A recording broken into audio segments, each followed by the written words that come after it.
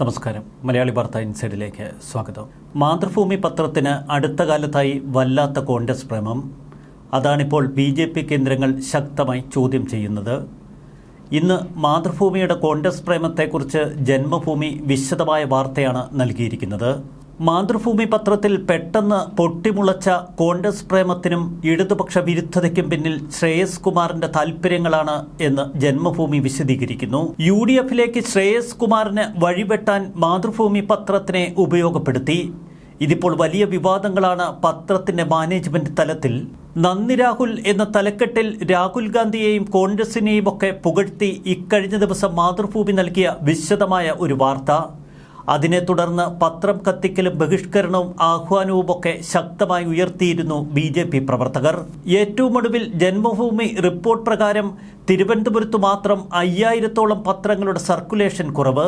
നന്ദി രാഹുൽ എന്ന തലക്കെട്ടിൽ പ്രസിദ്ധീകരിച്ച വാർത്ത വിവാദമായതോടെ ഇക്കാര്യം ചർച്ച ചെയ്യാൻ കോഴിക്കോട് എഡിറ്റോറിയൽ സർക്കുലേഷൻ എക്സിക്യൂട്ടീവ് യോഗം ചേർന്നു. യോഗത്തിൽ എഡിറ്റർ മനോജ് K. ദാസാണ് കാര്യങ്ങൾ വിശദീകരിച്ചത്. ഈ വാർത്തകളൊക്കെ മാനേജ്മെന്റിന്റെ താൽപര്യപ്രകാരം നൽകിയതാണ്. നന്ദി രാഹുൽ എന്ന തലക്കെട്ട് പത്രത്തിന്റെ നയംമാറ്റ പ്രഖ്യാപനമായിരുന്നുവെന്ന് ഈ യോഗത്തിൽ മനോജ് K. ദാസ് വിശദീകരിച്ചു. കുറച്ച് BJP അനുഭാവികൾ പത്രം നിർത്തിയാലും ന്യൂനപക്ഷ വരിക്കാർക്കിടയിൽ പത്രത്തിന് സ്വീകാര്യത കൂടുതൽ ലഭിക്കും.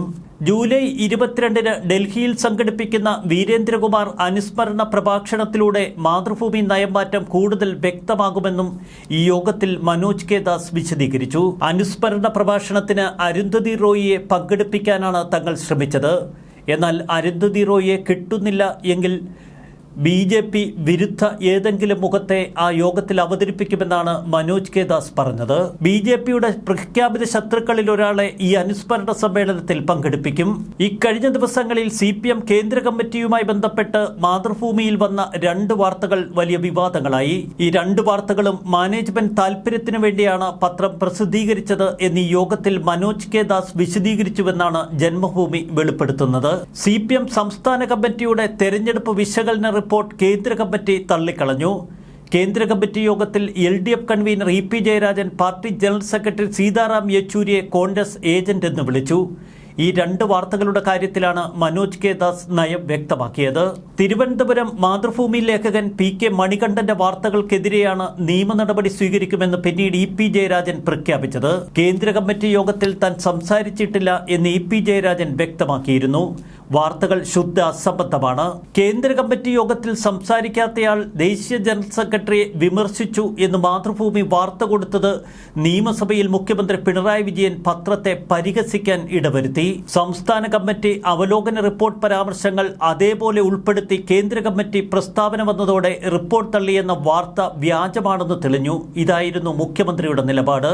മാനേജ്മെന്റിന്റെ താൽപര്യം അനുസരിച്ചുള്ള വാർത്തകളായതുകൊണ്ട് PK മണികണ്ഠനെതിരെ നടപടികൾ ഉണ്ടാവില്ല എന്ന് മനോജ് K. ദാസ് വിശദീകരിച്ചു.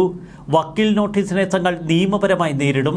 രാജ്യസഭാ തെരഞ്ഞെടുപ്പിൽ ശ്രേയസ് കുമാറിന് ടിക്കറ്റ് നിഷേധിച്ചതോടെയാണ് LDFുമായി ശ്രേയസ് കുമാർ ഇടഞ്ഞത്.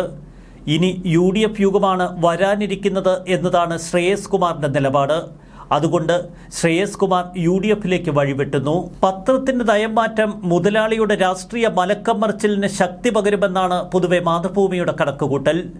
ഇതോടെ മാതൃഭൂമി മാനേജ്മെന്റ് തലത്തിൽ വലിയ തർക്കങ്ങൾ തുടങ്ങി. പത്രത്തിന്റെ പ്രചാരം ഗണ്യമായി കുറയാൻ തുടങ്ങിയതോടെ മാനേജിംഗ് എഡിറ്റർ PV ചന്ദ്രൻ എഡിറ്റർ മനോജ് K. ദാസിനെതിരെ രംഗത്തു വന്നുവെന്നാണ് ഏറ്റവും ഒടുവിൽ ജന്മഭൂമി റിപ്പോർട്ട്. സ്ഥിതി അപകടകരമെന്ന് ചൂണ്ടിക്കാട്ടി സർക്കുലേഷൻ വിഭാഗം ജനറൽ മാനേജർ മാനേജിംഗ് എഡിറ്റർക്ക് വിശദമായ റിപ്പോർട്ട് നൽകി.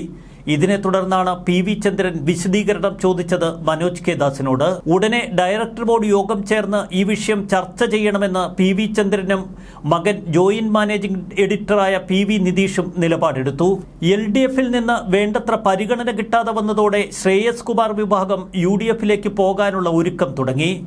KC വേണുഗോപാലാണ് ഇതിന് ചുക്കാൻ പിടിക്കുന്നത്.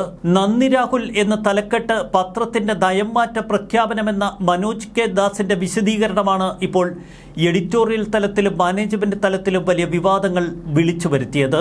മീശ വിവാദമടക്കം പല വിവാദങ്ങളിൽപ്പെട്ടിരുന്നു മാതൃഭൂമി. എക്കാലത്തും ഭൂരിപക്ഷ സമുദായത്തിനൊപ്പം നിൽക്കുക എന്ന ധർമ്മമാണ് മാതൃഭൂമി നിർവഹിച്ചിരുന്നത്. എന്നാൽ പലപ്പോഴും പല നിലപാട് മാറ്റങ്ങളും വലിയ വിവാദങ്ങളും വിളിച്ചു വരുത്തിയിരുന്നു. കേരളത്തിൽ മാതൃഭൂമിയും മനോരമയും മത്സരിച്ച് സർക്കുലേഷനിൽ മുന്നേറ്റത്തിന് ശ്രമിക്കുമ്പോഴാണ് മാതൃഭൂമി ഇത്തരം വിവരക്കേടുകൾ തുടർച്ചയായി വിളിച്ചു വരുത്തുന്നത്. എന്തായാലും പുതിയ തർക്കം ശ്രേയസ് കുമാറിനും PV ചന്ദ്രനുമിടയിൽ എന്തെല്ലാം പ്രശ്നങ്ങൾ സൃഷ്ടിക്കുമെന്ന ആകാംക്ഷയിലാണ് ഇപ്പോൾ ജനങ്ങൾ. അതുകൊണ്ട് തന്നെ ആശങ്കയേറുന്നത് ജീവനക്കാരിലും. ന്യൂസ് ഡെസ്ക് മലയാളി വാർത്ത ഇൻസൈഡ്.